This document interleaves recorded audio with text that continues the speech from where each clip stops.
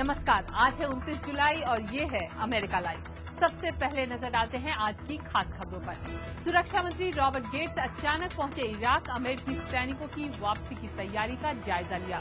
भारतीय मजदूरों को मोबाइल से जोड़ने की कोशिश, बिल और मेलिंडा गेट्स फाउंडेशन की भारत की झुग्गी झोपड़ी में जिंदगी बेहतर करने की पहल, और सोनिया सोटोमायर हो सकती हैं अमेरिकी सुप्रीम कोर्ट की पहली हिस्पैनिक मूल की महिला जज। कई दिनों की सुनवाई के बाद सेनेट समिति की मिली हरी झंडी।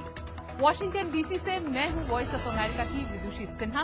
अब खबरें विस्तार से। कहा जा रहा है कि सुरक्षा मंत्री रॉबर्ट गेट्स की अघोषित इराक की यात्रा का मुख्य मकसद है इराक के नेताओं से मिलकर अमेरिकी सैनिकों की 2010 तक वापसी की तैयारी का जायजा लेना। रक्षा मंत्री गेट्स का मंगलवार को अचानक इराक पहुंचना अमेरिकी कूटनीति के उस हिस्से की तरह देखा जा रहा है जिसमें पूरे हफ्ते ध्यान मध्य पूर्व पर रहेगा। इससे पहले सोमवार को गेट्स इजराइल और जॉर्डन में थे। बगदाद में रक्षा मंत्री गेट्स ने इराकी प्रधानमंत्री नूरी अल मलिकी से मुलाकात की। कुछ रिपोर्ट्स के मुताबिक दोनों देशों में ये बातें हुई कि जब अमेरिकी सेनाएं इराक से वापस आएंगी तो क्या वो अपने हथियार इराकी सुरक्षा बलों के लिए छोड़कर आएंगी।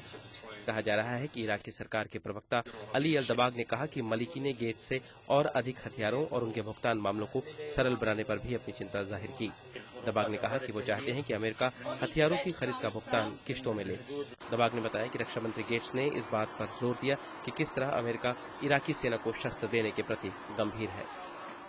अंतर्राष्ट्रीय संस्था सीएचएफ ने बिल और मेलिंडा गेट्स फाउंडेशन के लाखों डॉलर से भारत की झुग्गी झोपड़ी में रहने वाले मजदूरों को व्यवस्थित तरीके से काम ढूंढने में मदद के लिए एक मोबाइल प्रोग्राम शुरू किया है। अंतर्राष्ट्रीय संस्था सीएचएफ का कहना है कि भारत की झुग्गियों में असीमित आर्थिक संभावनाएं हैं, खासकर बॉम्बे और बेंगलोर में। जरूरत है बस उन्हें दिशा देने की। शहर में बसे गरीब लोगों पर काम कर रहे मैथ्यू चैंडी मेलिंडा और बिल गेट्स फाउंडेशन की ओर से भारतीय शहरों में बसी झुग्गियों में जिंदगी बेहतर करने पर काम कर रहे हैं। झुग्गियों में रहने वाले मजदूरों को काम ढूंढने में आसानी हो, इसके लिए सेल फोन से जुड़ी एक नई तकनीक लेबर नेट से मजदूरों को जोड़ने की कोशिश हो रही है। Labour net can with in a few minutes link me through to 2 or 3 different service providers who can provide me that particular service. लेबरनेट कुछ मिनटों में कई सेवाएं मुहैया कराने वालों से जोड़ सकता है। इस तकनीक से एक काम के लिए कई लोगों को देखा जा सकता है। अभी लेबरनेट जिस तरीके से काम करता है उसमें एक आदमी फोन लेता है और उस आदमी के ऊपर है कि वो किस मजदूर को उस काम के लिए चुनता है। लेकिन बाद में ऐसा भी किया जा सकता है कि एक काम आए और उसको एक साथ ही उस इलाके के 10 मजदूरों को टेक्स्ट मैसेज द्वारा बता दिया जाए। At the same time, you can use technology to bid a particular job. A job came in and you can send text messages to 10 different laborers in a particular geographical location based on where the call came from. Labour net ही नहीं, तकनीक का ऐसा इस्तेमाल हो जिससे कि cell phone से पता लग जाए कि मजदूरों को इस वक्त कहां पर काम की जरूरत है। If we are looking at technology interventions to track अगर हम तकनीक के द्वारा मजदूरों का पता कर रहे हैं तो सेल फोन ही काफी है, क्योंकि उससे पता लग जाएगा कि मजदूर इस समय कहाँ हैं।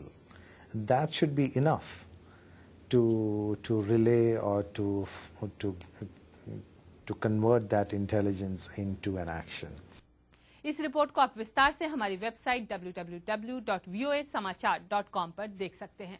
अमेरिकी सेनेट की न्यायिक समिति ने राष्ट्रपति ओबामा द्वारा मनोनीत जज सोनिया सोटोमायर को सुप्रीम कोर्ट जज के पद के लिए पुष्टि दे दी है। अमेरिकी सेनेट की न्यायिक समिति में सत्ताधारी डेमोक्रेटिक पार्टी और विपक्षी रिपब्लिकन पार्टी के सेनेटर्स ने लगभग पार्टी लाइन के आधार पर वोट डाले और 13-6 से सोनिया सोटोमायर के नाम पर मुहर लगा दी। केवल एक विपक्षी सेनेटर लिंडसे ग्रैहम ने सोनिया सोटोमायर के पक्ष में वोट डाला। मैं विश्वास करता हूं कि वो पूरी तरह से योग्य हैं, अच्छे चरित्र की हैं और उनका लंबा इतिहास बताता है कि वो मुख्य धारा से जुड़ी हैं।